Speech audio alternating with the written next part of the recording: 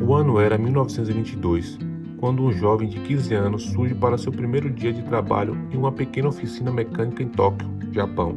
O proprietário, que questionou se o rapaz possuía aptidão para essa atividade comercial, atribuiu-lhe a responsabilidade de higienizar o estabelecimento e cuidar dos seus filhos. Naquele momento, pouca importância foi atribuída a esse fato, e nem despertaram qualquer interesse, mas eles não imaginavam quem esse rapaz se tornaria no futuro. Com o passar das décadas, o jovem em questão, Soichiro Honda, passou a competir com algumas das maiores e renomadas montadoras automobilísticas do mundo, ao mesmo tempo em que se tornava o maior produtor de motocicletas. Veja agora a história que conta como um jovem japonês, que até então desempenhava a função de babá de crianças, ergueu um império multibilionário chamado Honda.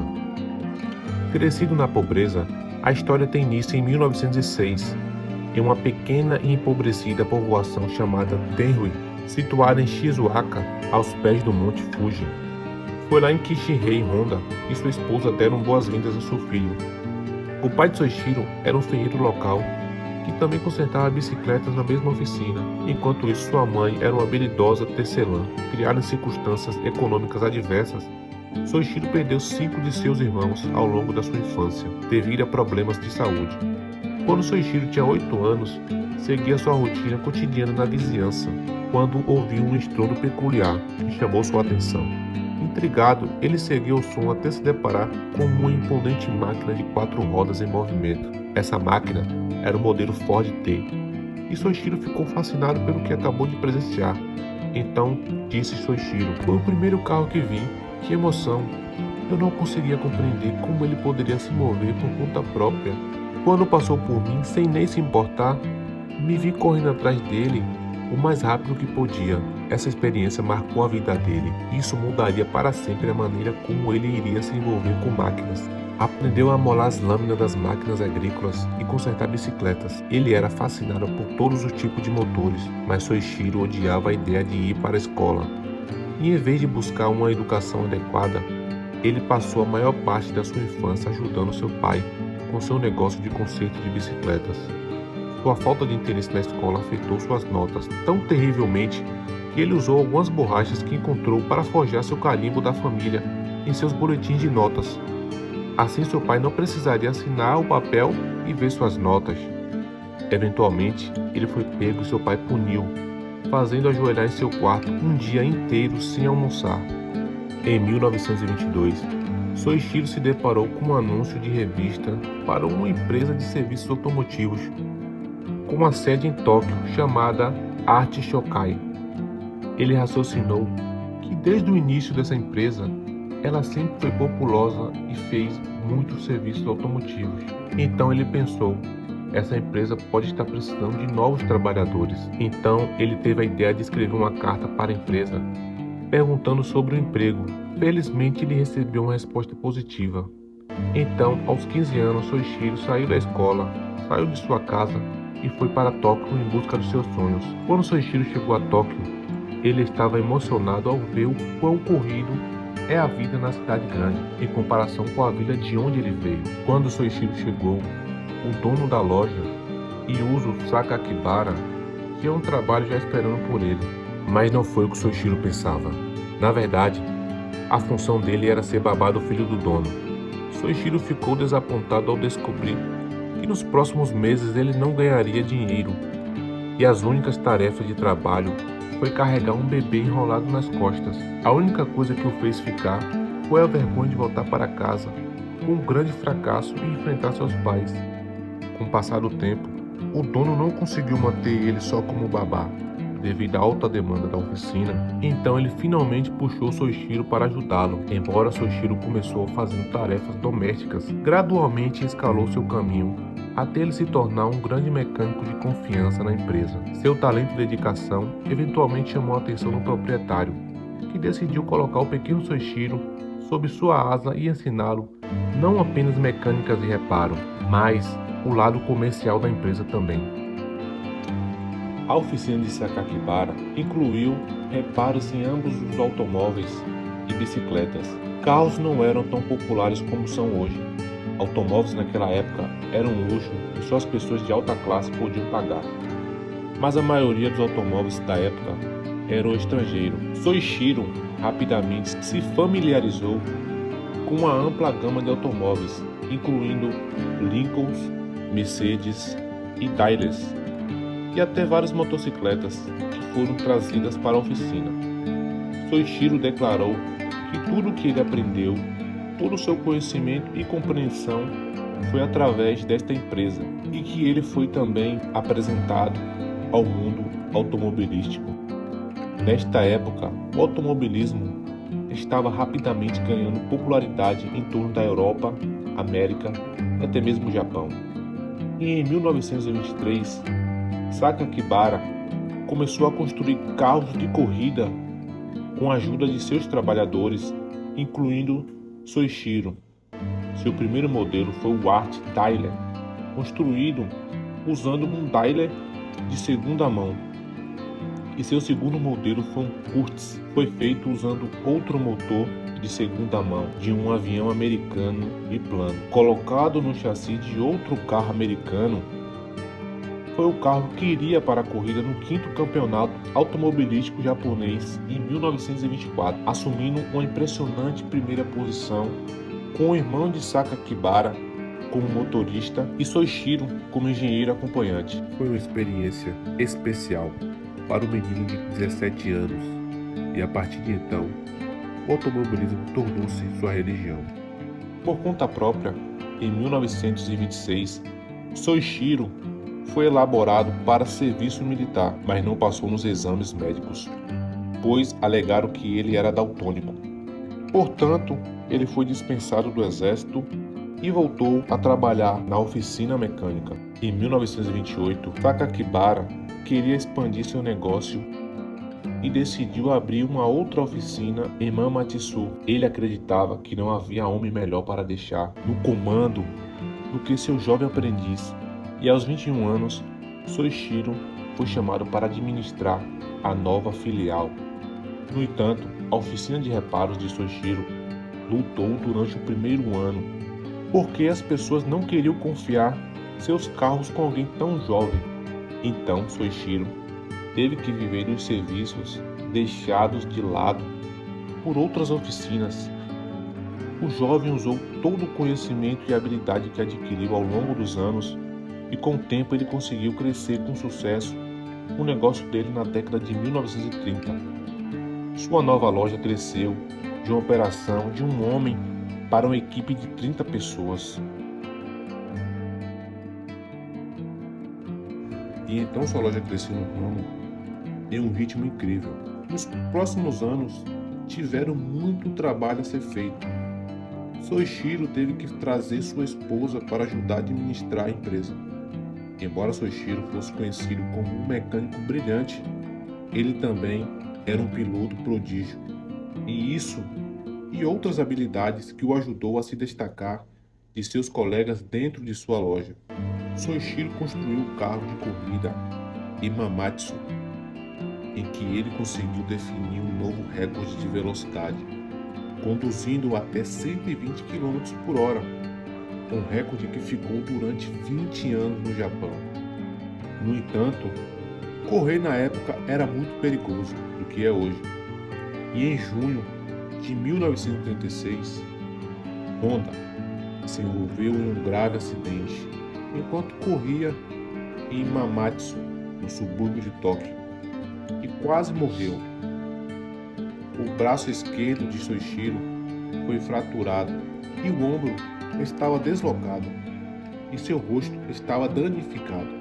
Apesar de gastar muitos meses no hospital cuidando de suas lesões, Soichiro voltou às pistas de corrida apenas 4 meses depois. Sua família, no entanto, estava descontente com seu retorno às corridas. E depois de várias discussões com sua esposa e pai, Soichiro nunca mais correu. Em 1936, Honda ficou cansado de seu trabalho como mecânico. Ele queria mais e estava planejando passar para a fabricação de peças de carro. Ele propôs transformar a oficina Shokai Imamatsu em uma fábrica de peças, mas os acionistas da empresa discordaram dele. Os investidores viram que os pedidos atuais e a carga de trabalho da oficina estava trazendo lucro suficiente e eles não queriam apostar em um empreendimento que eles acreditavam ser desnecessário. Então Soichiro decidiu abrir seu próprio negócio. Abriu sua própria empresa de fabricação de anéis e fundou a indústria Tokai Seiki e tornou seu grande amigo o presidente de sua empresa. Tentativa e erro. Soichiro e Kato, seu grande amigo e presidente da empresa, trabalharam incansavelmente em seu novo empreendimento e juntos começaram o Centro de Pesquisa de Anéis de Pistão.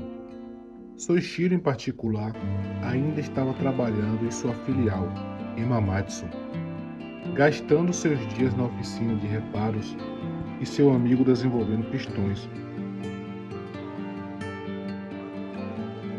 Por muito tempo, eles lutaram para trazer qualquer avanço e durante os próximos anos, Soichiro tinha trabalhado tanto que ele perdeu muito peso, fazendo com que sua aparência parecesse mais velho. O estresse que seu corpo e mente estavam passando fez com que ele parecesse completamente uma pessoa diferente. E depois de uma série de fracassos, Soichiro decidiu se inscrever como estudante de meio período no Mamatsu Instituto Industrial para melhorar seu conhecimento de metalúrgica. Foi até 1939 quando Soichiro finalmente criou um trabalho de sucesso. Então, confiante em seu projeto, ele largou o seu emprego atual na oficina, entregando o trabalho para alguns de seus estagiários e passou a trabalhar em tempo integral em sua nova empresa. Honda começou a produzir pistões dia após dia, mas suas criações ainda eram imperfeitas e nem de longe tinha a qualidade que eles queriam. A Toyota contratou Soichiro para fazer pistões para a empresa, mas dos 50 que ele entregou, apenas 3 passaram no padrão de qualidade da Toyota. Foi um grande revés para Soichiro, mas ele não desistiu. Ele passou os próximos anos viajando pelo Japão, visitando siderúrgicas, empresas e universidades para melhorar seu conhecimento de fabricação de pistão e anéis. Depois de ganhar confiança em seu conhecimento e experiência, Soichiro deu outra tentativa. O resultado foi incrível. Não só seus novos pistões passaram no controle de qualidade, mas os pedidos também começaram a vender em todo o país. Tanto que a empresa passou a empregar cerca de 2.000 pessoas só para anotar os pedidos. As coisas estavam começando a ficar ótimas para Soichiro e sua empresa, até o Japão entrar na Guerra do Pacífico em 1941. E a empresa de Soichiro foi colocada sob o comando direto e controle do Ministério das Munições. No ano seguinte, a Toyota assumiu 45% da sua empresa e Soichiro foi rebaixado de presidente para o cargo de sênior diretor-gerente. As coisas foram de mal a pior, como muitos funcionários do sexo masculino começaram a pedir demissão porque foram convocados para o serviço militar e sua empresa começou a lutar. Soichiro fez de tudo o que pôde para manter sua empresa em pé, mas ele não estava pronto para o que ainda estava por vir. Em 1944, as sirenes de ataque aéreos começaram a soar e a se intensificar no Japão, e tornou muito óbvio que o país caminhava para a derrota. Hamamatsu estava em um grande perigo e a empresa de Soichiro foi atingida por uma explosão de bomba direta, destruindo a fábrica, e a empresa passaria a sofrer um segundo acontecimento em janeiro de 1945, quando o terremoto Nankai abalou a região e derrubou a planta de Aiwanda. O Japão finalmente se rendeu em agosto de 1945, mas então Soichiro quase perdeu tudo. Depois da guerra, Soichiro resolveu vender o que sobrou de sua empresa para a Toyota por uma soma de 450 mil ienes e publicamente disse a todos que ia levar algum tempo fora para descobrir como se manteria no futuro quando o Japão fosse deixado em ruínas. A ideia que deu forma a tudo. Um ano depois da guerra, o país passou por uma crise econômica que ameaçou a vida de seus cidadãos. Faltou comidas, abrigo e recursos foram racionados. Soichiro não conseguiu nem encontrar gasolina o suficiente para dirigir seu carro até o mercado e comprar comida para sua família. Um dia Soichiro encontrou um gerador que pertenceu ao exército japonês e foi usado durante a guerra para ligar rádios sem fio. Então, Soichiro ficou fascinado com o motor e depois descobriu como funcionava. Uma ideia brilhante veio a ele. O que aconteceria se ele anexasse esse motor a uma bicicleta? De forma alguma, isso foi uma nova invenção prática, de prender um motor em uma bicicleta. Essa prática já era muito comum na Europa, mas Soichiro sabia que o país estava em necessidade e estavam desesperados por um transporte barato. E assim, em 1946, Soichiro usou seu antigo armazém para montar o Instituto de Pesquisas Técnicas da Honda, para o propósito único de descobrir uma maneira de fazer motos. Foi usando uma equipe de 12 homens que seguiram com sua ideia e conseguiram montar com sucesso uma moto, usando alguns motores que ele encontrou junto com outras peças de reposição. Tornou-se instantaneamente um atingido e os pedidos começaram a chegar de diferentes partes do país. Logo Soichiro estava sem motores usados, então ele decidiu projetar e desenvolver seu próprio motor. Em 1947, ele terminou o motor e pela primeira vez a Honda teve o nome cravado em uma máquina. E então Soichiro fundou a Honda Motor Company em 1948, com o objetivo inicial de construir motocicletas para ajudar trabalhadores japoneses. Mas Soichiro precisava de mais dinheiro para expandir sua produção. Então ele escreveu uma carta a 18 mil donos de lojas no Japão, mas das 18 mil lojas que ele escreveu, recebeu respostas positivas de apenas 3 mil delas, que então forneceram o dinheiro que ele precisava para voltar à sua fabricação. Um ano depois, a empresa produziu sua primeira e completa motocicleta, o modelo D, que era uma grande conquista para a Honda, mas ao mesmo tempo era muito grande e pesada, e por causa disso, apenas algumas pessoas comprou a moto. Soichiro não ficou satisfeito com isso, e então ele parou a produção e trabalhou longas horas para fazer outra moto, que fosse menor e mais leve. Após 3 anos de experiência e erro, ele conseguiu construir outra motocicleta e a batizou com o nome de Super Cub, que foi um sucesso instantâneo e fez tanto sucesso que ganhou o prêmio do Imperador. Mas Honda também juntou esforços com o investidor Takio Fujisawa, que forneceu o capital que ele precisava, também como estratégias financeiras e marketing. Essa parceria se tornou a base em que a Honda Motor Company foi construída. A Super Cub atingiu os Estados Unidos em 1958, com preço sugerido de apenas $295, o que foi um quarto do preço de qualquer outra motocicleta americana. E graças ao marketing e engenharia da empresa, habilidades que logo superou o modelo e a marca Triumph e a Harley Davidson. A essa altura, Soichiro também havia expandido sua marca de motocicletas nas corridas do mundo. Na época era mais do que esportes, era a maior oportunidade para essas empresas de manufatura mostrar seus carros e motos para o resto do mundo. Então ele viajou por todo o mundo, estudando e examinando todas as motocicletas de sua concorrência. Ao longo de sua carreira, Honda passou a acompanhar, e sempre que saía um benchmark de seus concorrentes, Honda levava essas informações para casa e começava a se esforçar para ultrapassá-los. E foi esta atitude que levou as motos da Honda de uma terrível final decepcionante em sua primeira corrida internacional em 1954 para o prêmio da equipe do fabricante em 1959, na ilha de Man, onde acontece a maior corrida de motocicletas do mundo.